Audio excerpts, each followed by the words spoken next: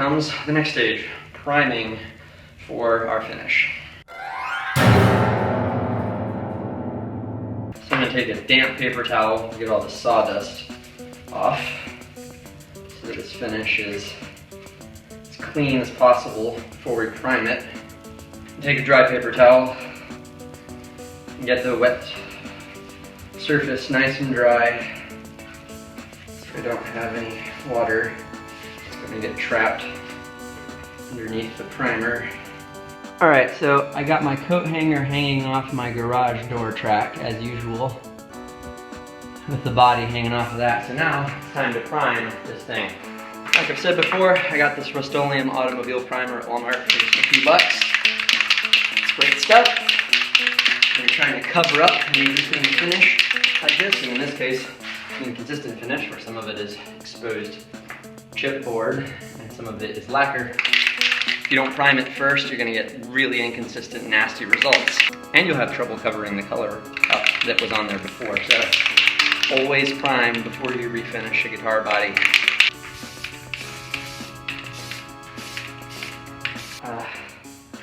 Might I suggest that you try to time most of this work during a time of the year that's not blisteringly hot in your garage. Well ventilated, have the door open, like I don't right now. And don't wear anything that you care about. This is one of my favorite guitar shirts. Probably shouldn't be working in it. Stay well hydrated. Alright, taking my own advice for once. Got the garage door open. Wearing a different shirt, in this case Quiz by Committee, a game show I made in college as an assignment. Primer pass number 2.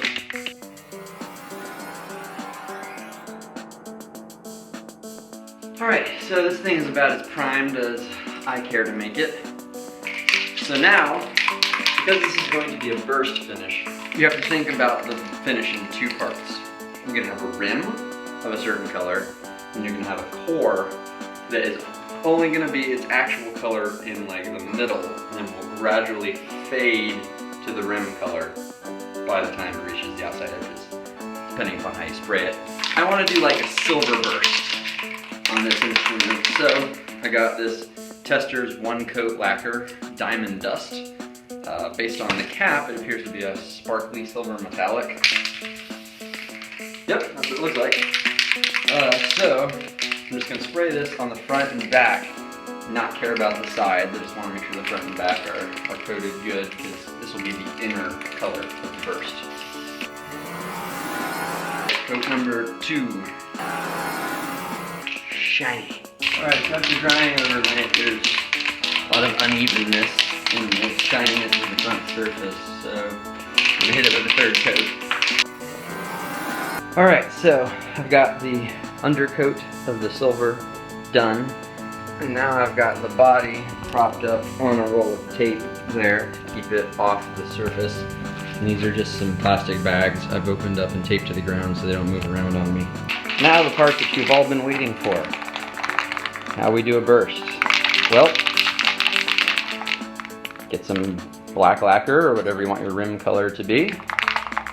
And this is the point at which you're going to be disappointed by how straightforward this is. But I've tried to do this a couple different ways, and honestly, this just works best of the methods that I've used. So, literally, what you do is you start, and you want to spray from the outside in toward the body at an angle, okay? So, start close so that you're just getting the rim.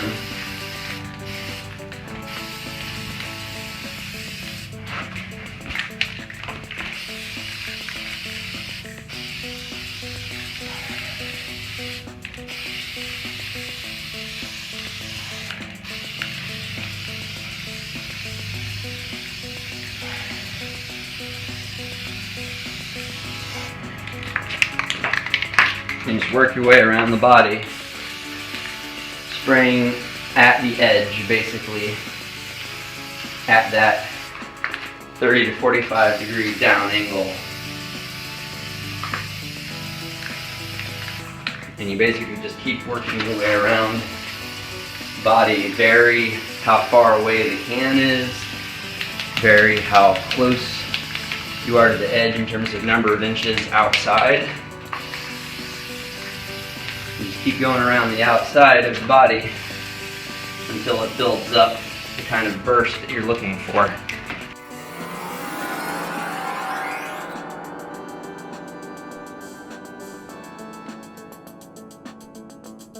One thing to note is this texture that you're seeing here is because the undercoat lacquer is that sparkly variety with metal flake in it, and so it has texture. All these little bits sticking out are picking up the black. With this particular finish, I don't think there's going to be a whole lot I can do about that, so I'm just going to go with it. Once I got done bursting the top here, by the way, you should probably start on the back since it's not as important. Do that first to get the hang of it, and then do the front. So, because there ended up being all that darkness kind of on the inside, I'm just going to go back with the silver burst and kind of just hit it from a distance where it's really diffuse to try to lighten up the middle part of this.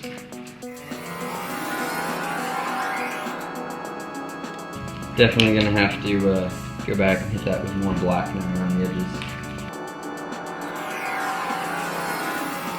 Okay, so one thing to be looking out for is this spray where it's feathery, because you're spraying lacquer on top of lacquer and it's all speckled. It seems like that can kind of have sort of a chalky texture and can rub off pretty easily. So what I'm going to do is I'm going to take some Rust-Oleum clear and I'm going to put an initial clear coat on the top and let that dry before I flip it over so I don't accidentally mess up the front finish when I go to do the back. Now I usually tell you to spray nice light coats, but when you have it flat on its back like this, we're actually going for a pretty thick clear coat. So you can actually spray quite a lot as long as you don't see it running. So if your body has bevels, like an upper arm bout bevel on a strat or something like that, you can't go as thick, but because this one's completely flat on the top, I can spray a lot of clear on it at one time and it'll just sit there and cool and dry. So I'm gonna wait for this to dry, and then once this initial clear coat dries, we'll flip it over and then burst the back. And now, because this is the second side, you have to make sure that the sides of the guitar, the rim is completely black around the edges so that the burst connects correctly to the edges of the instrument.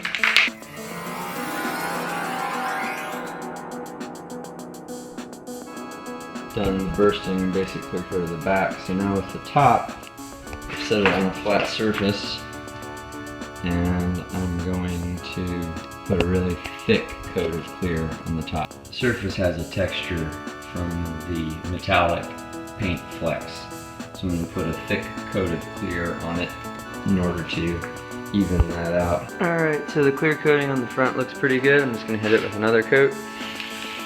Get it nice and thick and shiny. Ooh, shiny.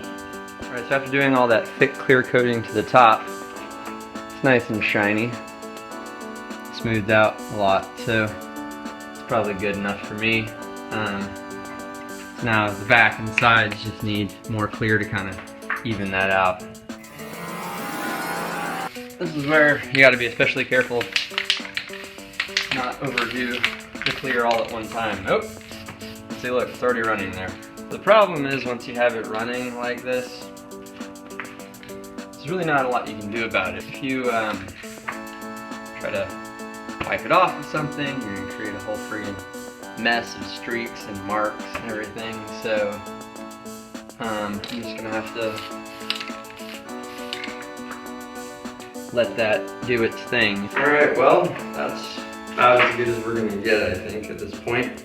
That should give you a good overview of how to do this kind of thing yourself. Like I said, I would love to see anything that you guys do using my tips, or just unrelated, or any cool things that you've thought of and done that I haven't thought of. Please feel free to share in the comments below, link to your own videos. Be awesome. And thanks so much for watching this episode of DIY Music.